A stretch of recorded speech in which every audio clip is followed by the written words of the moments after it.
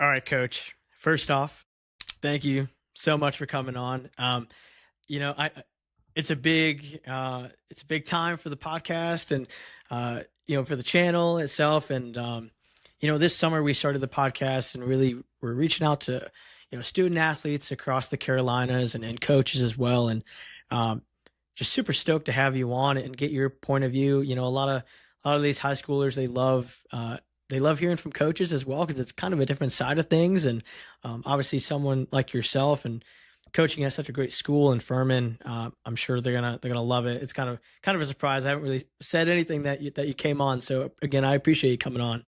Oh, yeah, yeah, sure.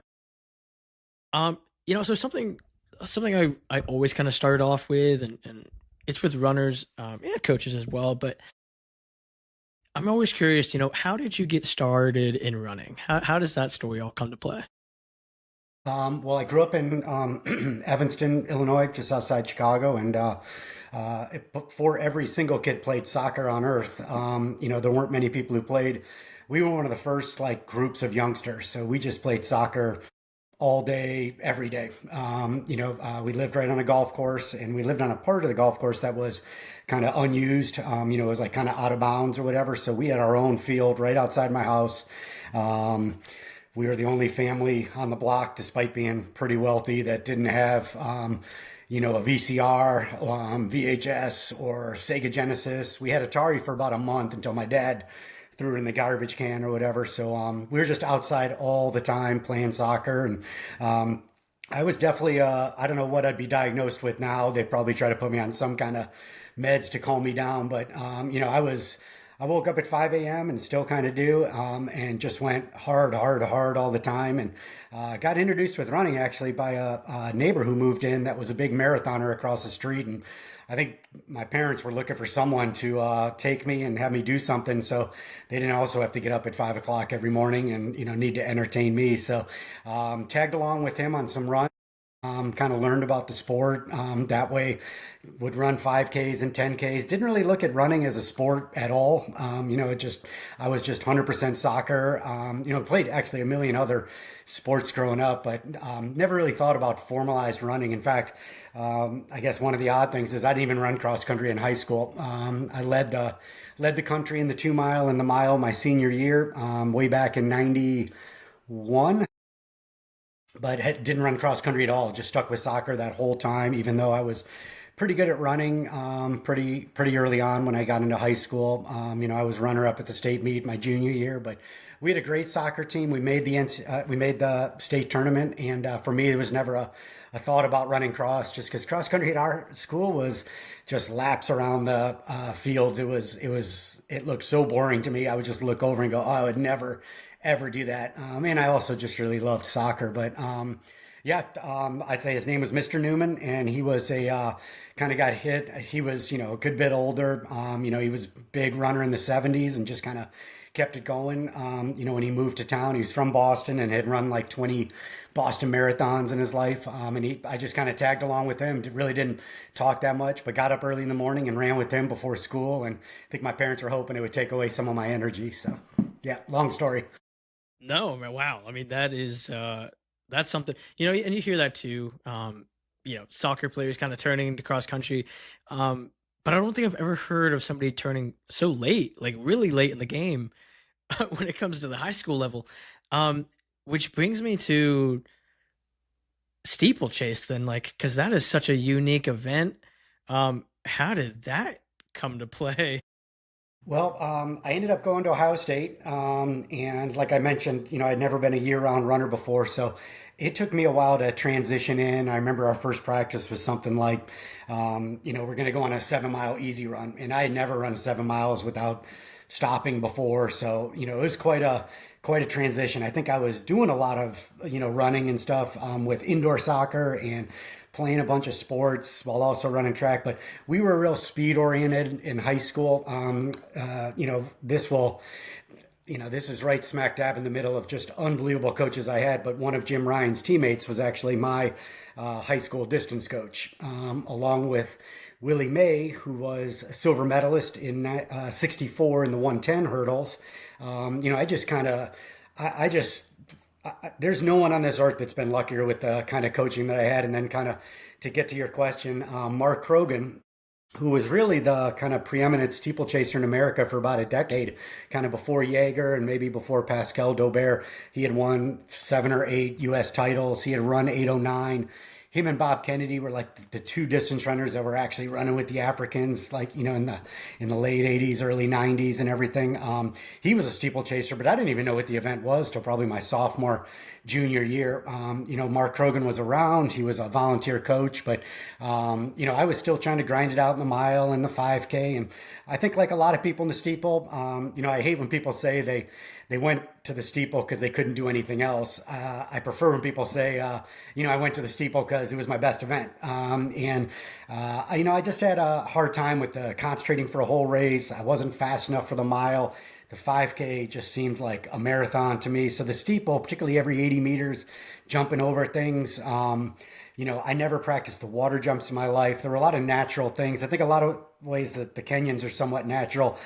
This started to speak to a little bit more to my soccer background, and always had a real strong core. So form, very, very rarely broke down. I was bit of an athlete. I was a center midfielder, so I was used to running, changing directions, jumping, up in the air for head balls, all that stuff. So I took to it pretty well. I think I have a great story of my first steeplechase. I ran 9:25, which is unbelievably unspectacular.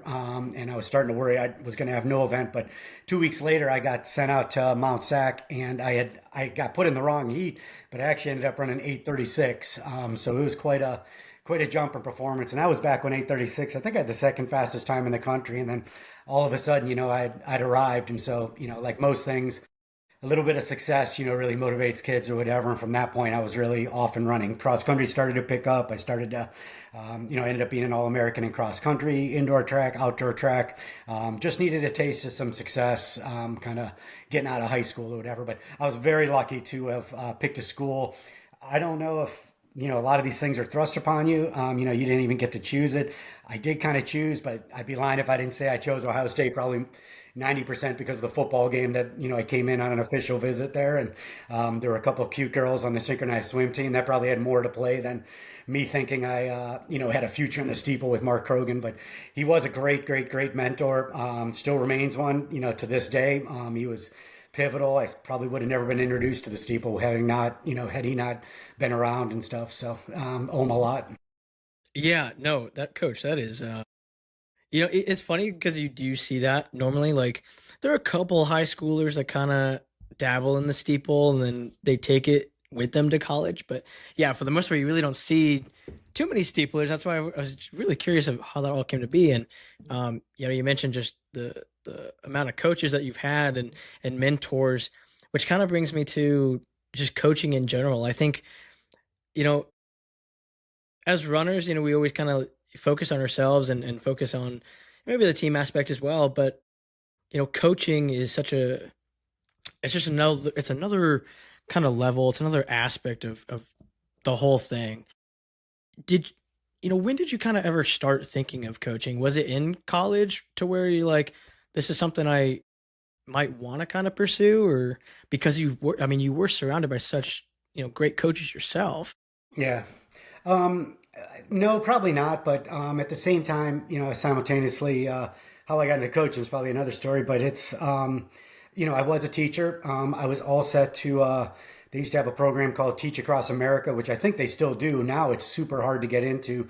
Back then, it was simply anyone who was willing to go into kind of a poor neighborhood and start teaching. And I had my assignment to go to a school in Baltimore to kind of start up, and just went to the Olympic trials just because I had nothing else to do for a month. To be totally honest with you, I wasn't thinking about making the team. I think I was ranked 15th going into it. I was a very surprised Olympian. When I ended up making the team, things changed. A little bit, signed with Nike and went there, but. I think the organization that I learned in teaching, time management, getting people on a schedule, obviously, kind of that corollary graph of challenge and care. I think I was developing a lot of those things, but I never really thought much about, coaching. I probably didn't have a big enough respect for just, that it was a job, in and of itself. I just kind of saw them at 3 o'clock. And I think a lot of people think about coaching like that. They come in at 3 o'clock, they get to chit chat people up, they get to write training, and then they're out of there. Obviously, whether you're a head coach or an assistant coach, there's a lot more that goes into it, whether it's recruiting or fundraising, managing staff, dealing with problems outside, the running world, scheduling, logistics, travel agent stuff. Like, there's a million things to do. I probably didn't have a good enough appreciation of that at the time. And I certainly learned right away. I started coaching at Ohio State, just a couple weeks after the Olympic trials, actually. For me, everything just kind of switched. Had I not made the Olympic team, I would have gone on to be a teacher, for the foreseeable future. I was really excited to do it. That was what my degree was in. So, it was, things change. But I got bit by the coaching bug almost instantaneously. A lot of the crossovers I mentioned, but getting to do so at my alma mater, where I had just finished up, was a huge, huge, huge treat. And, probably somewhat undeserved. I was quite proud and unbelievably humbled that I had that opportunity. Yeah, and I always find it interesting of how, again, because you turn runner into coach, and you can kind of pick things through the years of just everything you've learned. I mean, everything that I've even learned up until this point. Um, I remember running in middle school, and again, just kind of hearing these things from my coach, and you start taking things from every single one and kind of mold it into yourself. Um, you mentioned the Olympics and how that all came to play, and you said you were ranked. Obviously, I think honestly everybody has a shot. It takes one race. I'm a huge believer in that. Oh, it's always one race. Going into that, did you? I gotta think that was the. I mean, that was the goal. You were there at the trials. Like, did you see yourself winning? I mean, sometimes I feel like maybe we can put ourselves in like a a dream or something that says, hey, like I'm gonna make the team and go on to the Olympics. Was there any inclination that that was gonna happen in your head, or? I had a couple straws, like, I had beaten one of the guys that was one of the favorites, so that kind of helps. But I just didn't have a time anywhere near. And you always hear people talking about, it's such a long college season. I actually only had cross country and indoor, so I didn't have outdoor eligibility. So looking back, I should have been able to been much more confident or much more deliberate on it. But at the same time, and I watched this happen at US Champs time and time again, being able to run, free without pressure, everything's exciting. You're just gathering momentum. Back then, we had to race Monday and Wednesday, and then Friday was the finals.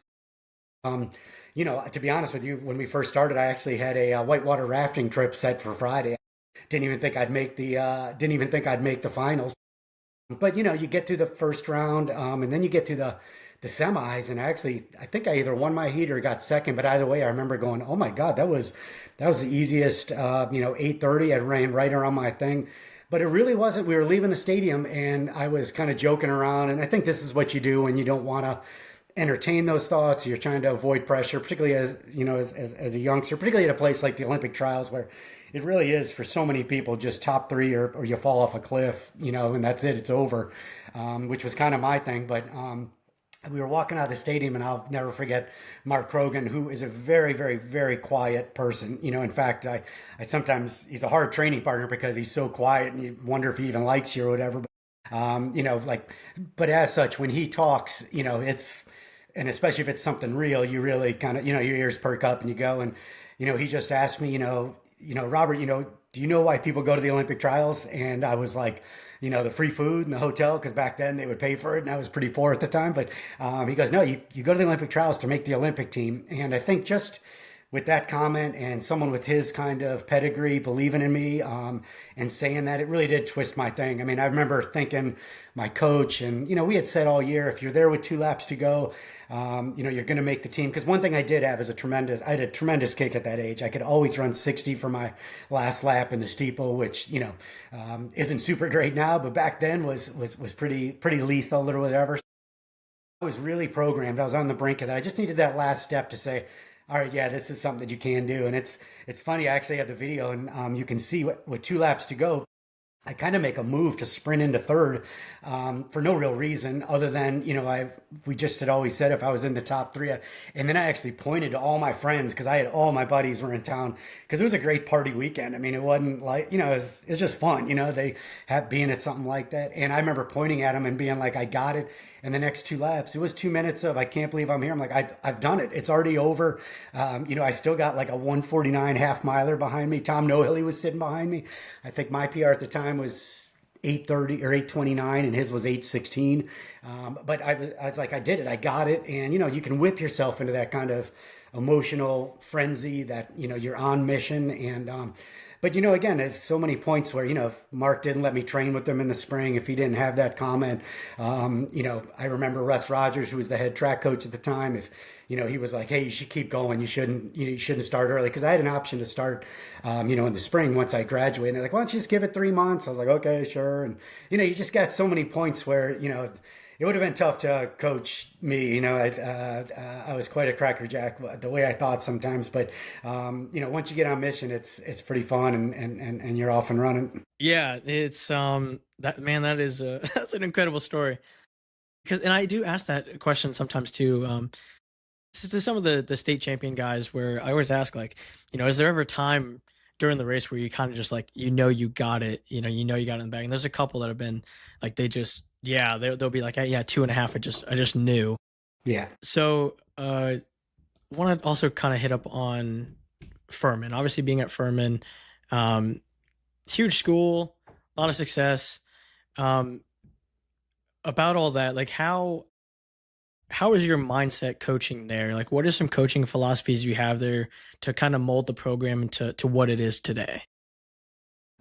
Yeah, it's probably pretty similar for the last, well, maybe even 30 years. I know there's some unique advantages and probably some disadvantages. I've only had two jobs, and one was at the biggest athletic department in the country at Ohio State, and then another, obviously Furman, much, much, much smaller.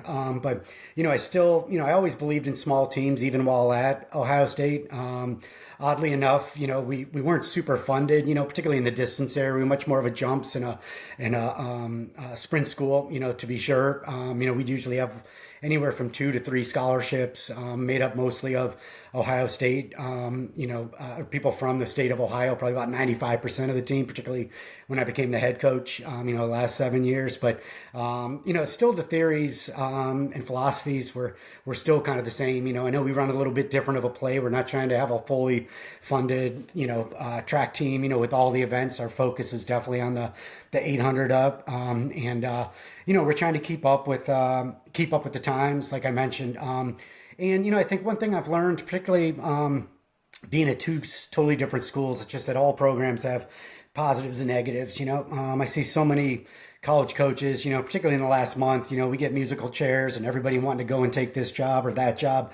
I've been super fortunate. The two jobs that I've had, I've never dreamed of going anywhere else when I was there. I mean, I literally, as I sit here now, I can't think of someone's job that I'm 100% jealous of. There might be aspects of it or whatever, but I don't think there's anybody's job that I would just straight switch some more money. Everybody always wants to make more money, but I really love kind of our mission, what we've set up, what we've designed, working with the donor, working with the university, keeping up with the big schools, with the small schools, the types of kids we get, all those things. I think it's been a lot of fun kind of making some of these tier-based decisions on what's really going to be important to us, how we're going to go about doing it. And it's not that other schools are doing it wrong. It's just, you really got to worry about yourself. And if there's one complaint I have about kids nowadays or, staff and coaches nowadays is, comparison really is the thief of, joy, development.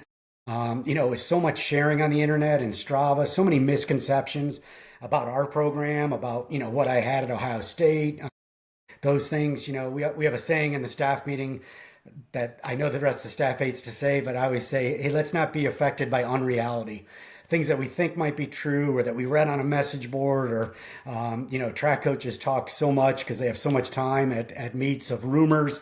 Let's just go by what we know to be true, and that's ourselves. And, can we continue to go? Now, things would change at Furman if I didn't feel we could be a national distance relevant program. There's talk about like, if the Power Five were to break away or something, that'd be tough because I really do want to try to coach and compete at the highest level. When we're going, but some of the other stuff, is just kind of smoke and it works for them. It's not what we're made of. And, we want to have people at the national meet, we may have to take a little bit longer with some of our kids. It might take a little bit longer to develop, but it's a nice thing to see kids growing together and ending up, their fifth years at the national meet. We had a nice situation this year with Carson Williams, who's from North Carolina, Dylan Schubert, both of which were not heavily recruited athletes.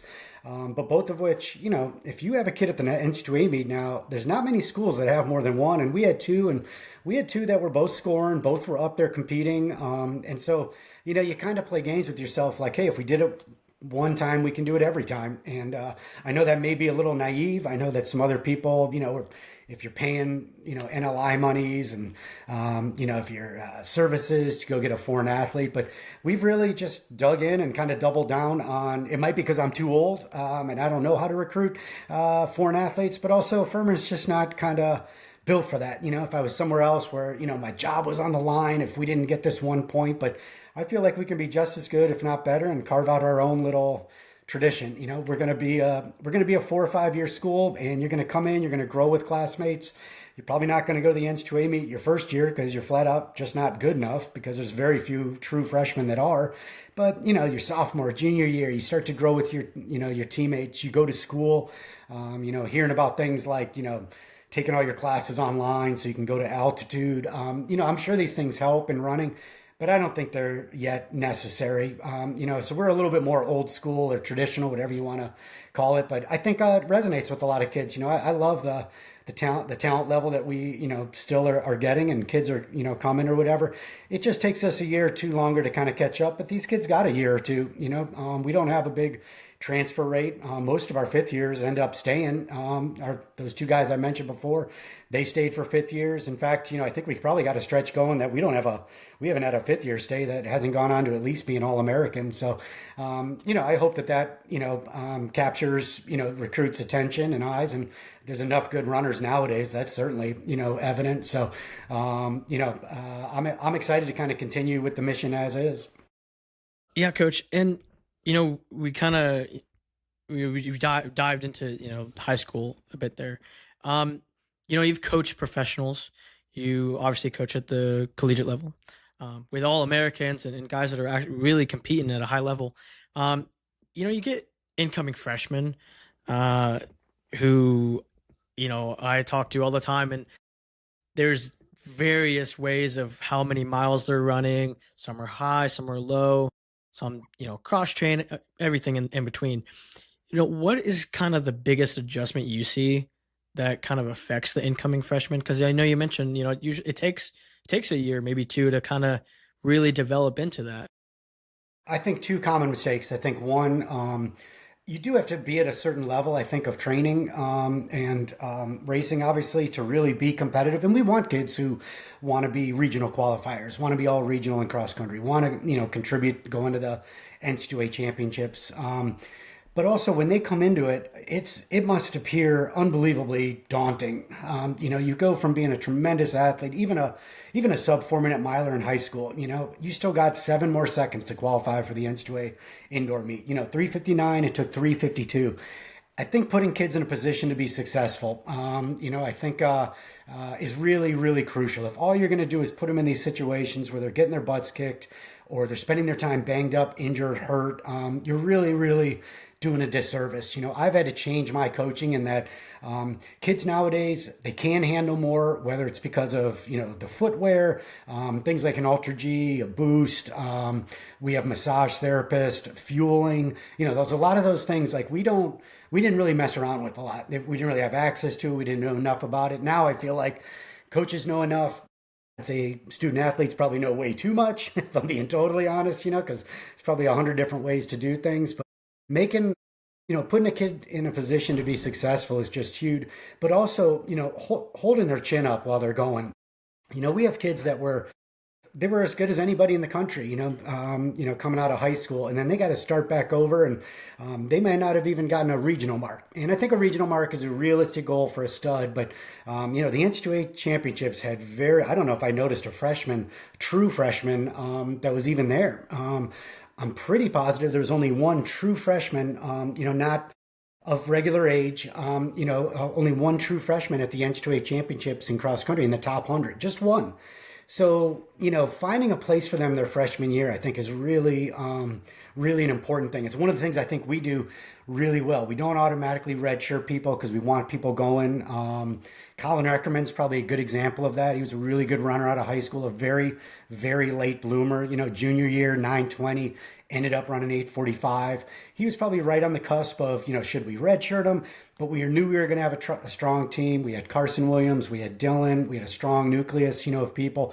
And just letting him come to the NCAA championship so it could see what it's all about. Now, that's different than just having a kid get out there and get his butt kicked or whatever. He was still a scorer for us, so he still contributed to the team. So I think there's times where, getting a kid to do something, even if they're not going to be a star, is starting to be a real tough thing to do. But it's one of the reasons why I love that we have 4 distance coaches on staff. I don't consider any of them, just, you always hear people talking about going and getting coffee. We must have the worst assistants in the world. I don't think an assistant's ever gotten me a cup of coffee. But each one of these guys, and obviously my wife too, they've taken, programs to the NCAA championships. It just takes a lot more individualized communication early on. It takes good leadership, it takes good culture coming out of there. You got to have your juniors, seniors, and fifth year seniors especially just saying, hey, look, this is how good I was. Carson Williams was a great example from North Carolina. He was a 9:11 2-miler that ran one time. His freshman year, he literally couldn't do more than 3 by a mile. Fast forward to the spring, he's a regional qualifier in the steeple, so he found this kind of niche event that he was really good at. Fast forward 4 years, and he missed All-American by 2 spots in cross country. Just got better every single year. And if you can capture kids that can still be excited about that and not look at, 8 rungs up the ladder of, well, this is what it takes to be, an NCAA champion, because that number is going to look, that number is starting to look like what it takes to be an NCAA, an Olympic champion or make an Olympic team. So we had these rungs growing up, scoring in the conference, doing these things. We had these steps. Nowadays, it's so sink or swim because there's just so many good runners in the NCAA. It would be tough. I often wonder how my mental makeup would have been. I struggled, had some success, and then started, hammering away. But nowadays, it's like, you're a little bit off and you're out the back door. I mean, we saw it at the U.S. Champs with some people that probably should have made the team and were way back. One bad day, the depth, everything. So the times appear daunting coming out of high school. So getting kids excited, nothing better than momentum and enthusiasm for a college runner and team, I think. Yeah, you mentioned the times are just they're so. I mean, I graduated in 2013, and there was hardly any guys breaking 4 in high school for the mile. You had onesies and twosies there, and it'd be just news. And now you see all these guys now that are, we're getting 3, 4, maybe 5 a year at the high school level. And then obviously you look at NCAA's, and there was a stat I saw not too long ago, but yeah, I mentioned the mile. It was like, yeah, you had to run 3:52 to just make it into the final. And it was like, oh my god, Yeah. it is so daunting, and you do, almost feel for some of these high schoolers that do kind of, make the team, and pressure and everything which way, just being mentally tough to be able to kind of take a step back and actually understand, like, hey, this is not going to come in 1 year or 1 season. It does take some time, and sticking with it, obviously, Yeah. you get there. Um, Well, I think also it's like you got to be able to celebrate development. yeah, Everybody knows what it takes to, make it to the NCAA meet, but even now, kids coming out of high school, 9 flats, I almost threw up when they said it, but someone told me 9 flat is 187th in the country at the end of the year. Now that's an incredible, 9 flat. That's what I led the country. And I know I'm an old man, but I led the country in 905, actually, 903, something like that. And now, 9 flats. So I think, and high schoolers, I have to say, in college and pro, everybody does a great job of recalibrating themselves. But where you're at, and if you're moving forward, that's huge, and I just feel like that's one of the toughest things for, coaches to accept and kids to celebrate. So, Yeah, I tell my kids all the time too, because we're a running family, and I always say stepping stones, man. Like it's just stepping stones. You build off of the momentum from the last year, and you just keep going. It's not gonna.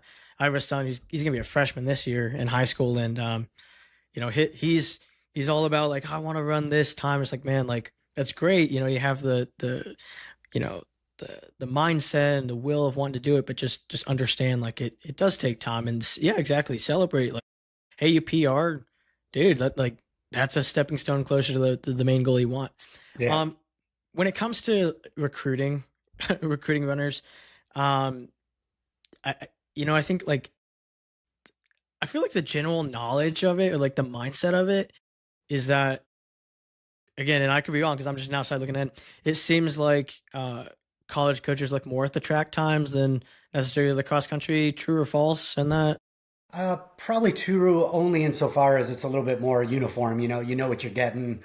I think nowadays, we look across a lot. Particularly who you beat, who was in the race. When you're not intimately knowledgeable about what the course is like, then you don't know. But these mega invitationals now have been going on for 10, 20 years. You certainly, you know who's come before you, what times have been, super, super competitive and stuff. And a lot of recruiting does happen in the fall. We're a big, we're just kind of like, even though we're a distance school and in cross country, I do feel like, that mile time is always really important to me. I love seeing it, but probably more than anything is just, is the person a competitor, and also their enthusiasm, for their own running, for our program. We are really big on that. When I was at Ohio State, I could tell that getting some guys that were interested just because they were from Ohio. Their dream was, they grew up going to Ohio State football games.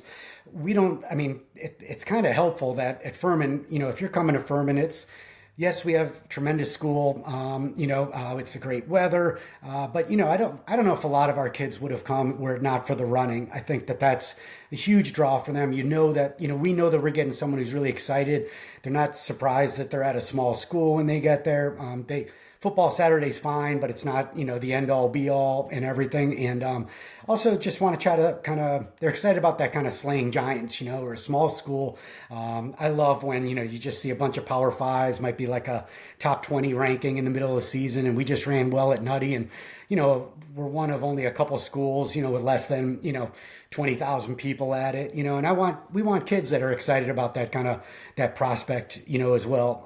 We want people who feel that they can really develop, that it's okay to really challenge them, that we're going to challenge everybody in the locker room. I mentioned how, at the end of the day, coaches are somewhat graded on, did you have one or two studs? And I was kind of brought up on that. And I kind of lived a little bit of that at Ohio State. But, at Furman, we really want to try to have, a whole team and everybody in the room getting better. We feel like, a high tide rises all ships. Even with the women's program, we see, with my wife being the coach, I'm a fan because you never want that women's program not running well at home. But everybody cheering for everybody.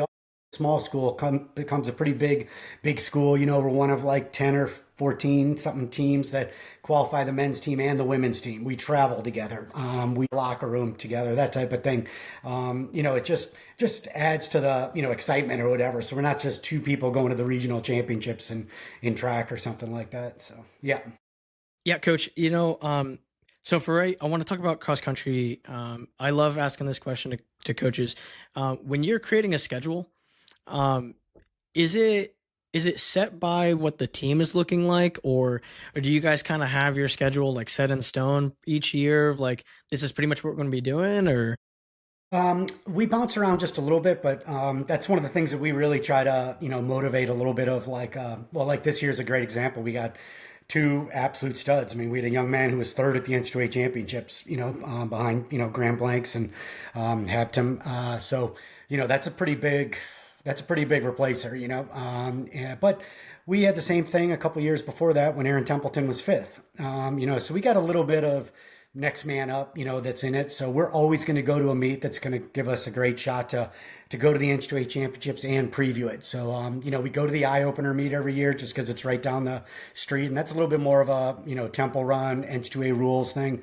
We have our home meet because we always want to have a home meet. We got a tremendous, alumni dinner the night before, which is another tradition that we have. And then we basically, it's kind of basically two meets before the SoCon championship. And, we always try to go to either pre-nationals or if the meet that's hosting the NCAA meet. And then the Nutty Cone meet is always a huge meet for us. So it is kind of set all the time. It just kind of depends who's hosting that year. Different times that we go. So, but for us, it's hey, these are the best meets, so we got to always have a team that's good. I think we've gotten to the point where when Aaron Templeton was fifth, I think our program was 11th at the NCAA championships. That was a year that we kind of strategically redshirted to work towards it.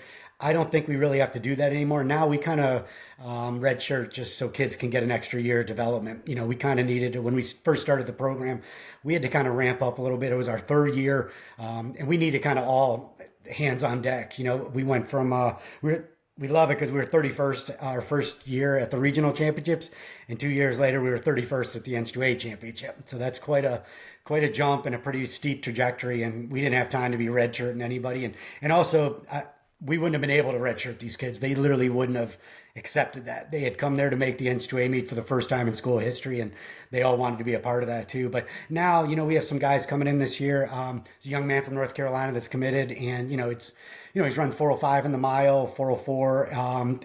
But he runs 30 miles a week. A prime candidate to just redshirt in cross country, and so our team is good enough now, deep enough now that we can do those types of things. But we'll also make sure that he runs indoor track because I think that's also a great candidate to break four indoors. And I don't care what anybody says; these kids can hot shot it around as much as they want with me. Breaking four for your first time is still special. I know a million people do it, but until you do it, you haven't done it. And so we're always going to celebrate that, in this program. And that's what I mentioned. I don't want kids who, when they break four for the first time, their first complaint is, well, I still have such and such to go until I make the NCAA meet. I want someone who's hyped and running around and can celebrate success. Those are the people that do really, really, really well in our program, so. Yeah, no, absolutely. If you're not getting hyped up for a sub four, I mean, come on, what are you doing? Which is really cool because you do see the excitement still, I think, in programs and in runners of just breaking it at least for the first time. Kind of a follow up though on the schedule aspect of it for high schoolers. Do you ever kind of look and see because I mean you see nowadays. I know in track it's a lot more because you have all these postseason meets with Adidas and New Balance, Nike, and it seems like everybody wants to at least hit up one, maybe even two of them. But especially kind of in cross season, and I guess we can kind of talk about it in track too. But for high schoolers, do you look and say maybe this guy or gal is kind of raced too much, or is that ever a concern to you, or not really? Yeah, I think it just depends what they're getting out of the races. Obviously, when you start to see, well, in cross country, if you're going to run a dual meet and invitational every weekend, it's kind of hard to figure out or make room for real big jumps in fitness and training because you're always kind of a little bit limited. And yet I've seen high schoolers, really good kids, kind of use that schedule and use maybe the dual meet for a little bit of a tempo workout. They might do something afterwards. They might run in a different way, work on finishing the last mile, work on going out super hard. There's invitationals. To be honest, some of the kids that we're, really recruiting hard, they're, I guess, to be some of the better kids. And so they have some more wiggle room as far as, going all out, every single meet or whatever. But, what we really look for probably more is, setting goals and seeing that kid working towards that goal and not bailing out of that goal at the first sign of, trouble or a race that didn't go that well, or just always kicking forward goals. One of the things that kind of perks our antenna and a little bit of our alarm is when, a kid doesn't really care what the team is doing. The state meet's important, but I really want to make sure I'm ready to go at Foot Locker. And that's not the end of the world. It's not a death sentence for us in recruiting, but we really want to see you perform at Foot Locker then. We want to see kids put themselves on the hook for something. And, if you're always saying you're getting ready for the next thing, you don't really learn how to compete when things aren't perfect, or compete when, you kind of got to beat equal competition or, even people that are probably on a piece of paper a little bit better. So we don't really we stay out of, even kids that have signed with us, as juniors and they're going into their senior years. Sometimes, we might go, oh, that's kind of strange, but, they've gotten them to that point, and we don't have anything. And I hate seeing high schoolers treated like college kids. I just mentioned our schedule. Our schedule effectively is a tempo run, a 6K, two big races, and we start championship season. I like it, people that aren't afraid to compete and aren't going to get ready for things for 2 or 4 weeks. I mean, I feel the same way about pro athletes. Pro athletes that go 3 months without competing and then show up to that race. And then, it doesn't go perfect. And then they go back into hiding for another 4 months. I mean, it's just, I think it's a terrible, nothing moves training forward like a race. Nothing gives you an absolute sense of where you're at than a race. And one of the reasons we hate redshirting kids for a whole year is, it's traveling with your friends. It's, that really is the fun stuff. It's not lost on me that Nuttycomb's the biggest cross country meet in the country for our program, but I also know that they're really looking forward to whatever I have designed in Chicago for the 2 days after that, just as much, if not more. Hopefully we take care of one thing, we start the next thing, but going around with your team, those are the weddings I'm still going to, our college teammates, and we were awful, when I was at Ohio State, but those are tremendous times, and kids that are just, not going to school, not around teammates a lot, off doing their own thing. It's just really weird. I mean, and that's where it kind of stems from us as far as, a fifth year grad student coming here for just 1 year. If we know the kid or, we would never want a whole team of that. That's just seems so like mercenary, and it's not cheating. I just feel like it's ever so slightly lazy, but even more so just not really in the spirit of college athletics, I guess.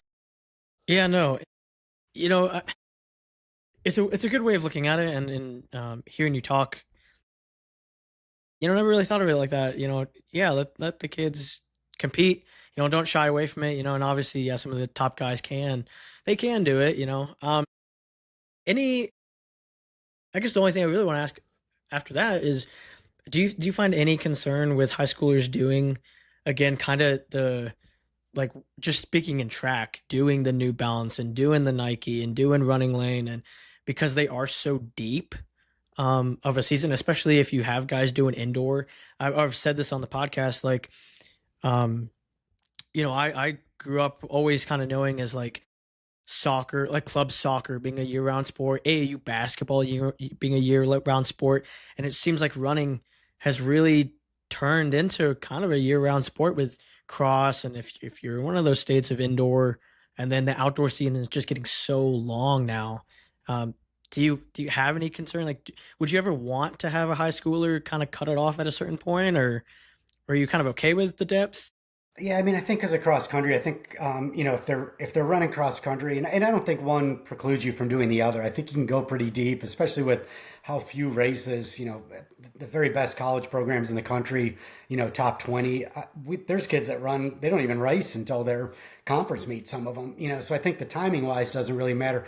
I'm just more, are you there to participate, or are you there to have an opportunity to really get after it and get cranking? South Carolina is a good example. There's not a ton of competition where you have a lot of great athletes, a great weather, to be able to do it, where it's not 120 degrees, and the state meet is quite early, and so North Carolina is probably a good bit deeper. There's a lot of more opportunities. You see like Raleigh relays, kids showing up to that.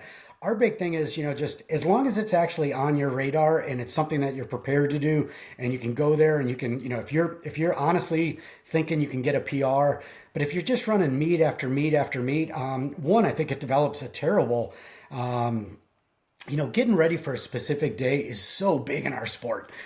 You just saw that at the U.S. champs being a little bit off, but targeting a day, being ready for it physically, mentally, working with your coach, being able to nail it on the right day, such a premium on that in our sport. And if you're going to all these, if you go to the St. Louis meet, you're going out to Seattle for the Brooks, if you're just going and hoping to hit at one of these 6 meets, that to me just seems like you're spinning your wheels a little bit, and you're not really, we want people that are a little bit more, put themselves on the hook, like I said, a little bit more Now, when it comes to making a national team or earning a Team USA vest, I get a lot of crap from a lot of colleagues either, but I'd sit a kid out of the conference meet or even the N2A meet if it meant they could win a USA vest. We sent some kids that it would have been better if they could start their cross country training earlier, but they also went to the U20, and until the week before, both of them would have made the world trip, and would have gotten a Team USA gear and everything. And that to me is just gold. You become a better athlete. I was one of those athletes. I ran 905,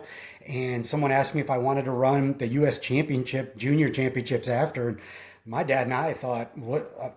It's a state meet. There's nothing after the state meet, but it allowed me to go run 14:28 for the 5K. I ended up making the Team USA trip to Europe. It really opened up a lot of doors and opened up my eyes to, being really good. I don't think it helped or hurt. I think my cross country first year at Ohio State was going to be a disaster no matter what. But no, I think those are just such tremendous opportunities. And when you can win a vest, for your country, that to me is going to trump everything, and even competing in national meets. So these two kids got to go out and compete in Eugene for the first time. We redshirted them in the spring. They didn't make the N2A meet. They weren't ready, but I think that's going to help them the next time we go. They're going to know the hotel we're at. They're going to see the place. They're going to be in the call room before. And anytime you can, get kids to just go and be a part of better and better meets, I think that's a great thing. And that's one of the nice things about Furman. I'm not under the pressure of racing every single kid. I got an 8-year contract, and yeah, they care how we do, but my job's not on the line. We can really do what's best for the kid, and expose them to those types of things. That might not seem surface that they're running this fantastic time, but they're getting ready to race in late June. There's a lot of similarities. They're getting ready to run in Eugene. Get used to the weather, allergies, all that kind of stuff. So it may not be at a direct correlation, but there are things that you can knock out development wise. So that when you do get there, you're ready to roll. Carson Williams, I don't think it was a mistake that it was his third time running the N2A meet in Oregon, that he nailed it and killed it and had a huge PR and got third at the N2A meet, beating out a bunch of people that, were just as good, if not on a piece of paper, slightly better. Yeah, that's it's cool you mentioned that too, and it makes sense. It makes sense. I remember my high school state meet. It was at the same course for 3 seasons previous, and I ran it, and I just could not figure the course out. And it took time. It took time, but eventually it's like, hey, I know the course. I know where to go. I know where the divots are here and there, and just the experience of going to that so many times. You can, like you mentioned, the hotel, the whole routine of it, and ended up getting 10th there at the state meet that year. Yeah. So yeah, you make a really good point. Last couple things here. We're gonna, before we wrap it up here. Rankings. Rankings is something I always ask. I always find it interesting because I think they can tell the story, but it's definitely not written in stone of rankings. Is that something you talk to your teams about, especially on the cross side? Do you talk about rankings, or is it kind of just taboo?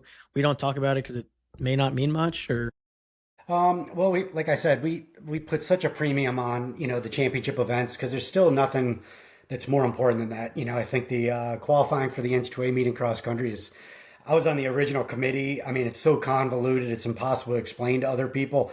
And you really do just have to control your own destiny. A couple years ago, we had more points than we knew what to do with. We had such a great season, and we just, we had one or two kids just didn't have a great race at the regional meet. And since that meet kind of establishes the pecking order, we didn't make the N2A meet, even though, we had a very, very, very good team, and so, we try to stay away from it in that, but we also kind of say, look, if we're having the kind of season that we want to have, we do want to be ranked in the top 20, because it just means we're rounding into shape. We had a good meet 2 weeks out from the conference meet.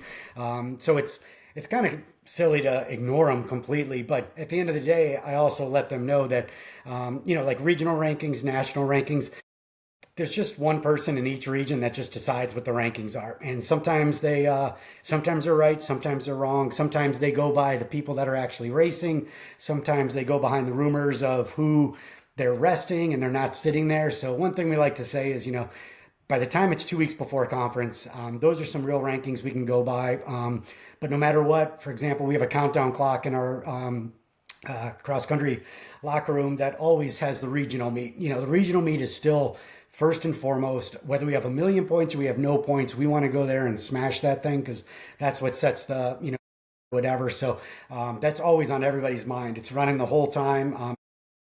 Cross country season ended. We started that clock again, even though we had a whole track season to go. Just, hey, that's the cross country clock that matters the most. And we want to run well with some of these things, but this was a late returner.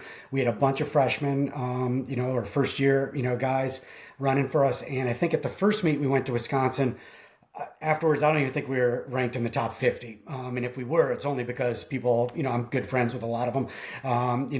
Fast forward to just 2 weeks later, we ran really well at the what was called the pre-national meet then, and we were ranked, I think, 12th in the country. So it's that latter ranking that really, before that, it's just rumor and message board and nonsense. That's why I hate that it's kind of in the middle of recruiting. And, if I was a recruit, I would look at that stuff too. But like I said, it's just one person sending it in. They don't really do it in a uniform well. It's not a knock on them. I've been a regional representative as well. You just don't want to spend that much time doing that much research, and everybody's got a story about why they're not rocking it or anything else. At the end of the day, this sport is very simple. I know we make it as complicated as possible, but if you're ready to rock and roll on the right day, you're on your way. That's all you can hope to do. There's certainly checkpoints and qualifiers along the way, but that premium on ready to go at the big meets is something that I was brought up on, and no matter how much NCAA changes, that is still absolutely still in place. Yeah, no, coach. That and especially with social media nowadays, rankings are kind of hard to get away from. Um, Yeah. let Yeah, alone indoor track is just the worst. I mean, every weekend is there used to be kind of what were almost off weekends where basically nobody competed. Now, every week the NCAA form chart is just being blown apart at every meet at Boston. Washington comes in with a couple, the Armory, et cetera, et cetera. It's absolutely brutal, because people can set up races anywhere. You can run a fast mile anywhere. All you need is a rabbit. There's plenty of fast tracks. Now JDL is getting a beautiful bank track and everything, up in North Carolina. So, expect that to start to hit it even more. So, like I said, that I hate all those. It feels like you're so far behind and you haven't even started your season yet. oh yeah, I know. That's why I say it's just. I always tell people all the time. It's nice to see. You can kind of see a little bit of the story of where people are at. Like you mentioned, when it's game time, it's game time, and that's really gonna the set the true rankings on that day. Yeah. Coach, I appreciate you coming on again. This has been a great talk. Honestly, Furman, you speak of Furman as as a small school, and I don't look at it like that. I see you guys on a pedestal, and the amount of athletes that you've been able to work with, and the program trajectory is is something that I think everybody, at least everybody in South Carolina, should definitely take a look at. And obviously, hearing a lot of your philosophy on things too kind of opens up the door to just so much. I think there's just so many. I've talked to so many athletes so far, and some of them really kind of drive home that it's not always about the time. It's about the race itself and enjoying the race and having fun with it, and the times will come, and they do. And it seems like that's really your philosophy too in there is enjoying every moment and soaking it all up, and really having a program that strives to kind of highlight that. I think that's honestly, I mean, you got my vote, coach. I'm gonna be a Good. huge Furman supporter now. Like I said, I appreciate you coming on. Seriously, thank you Yeah, so much. you bet. Well, I appreciate it. Thanks for having me.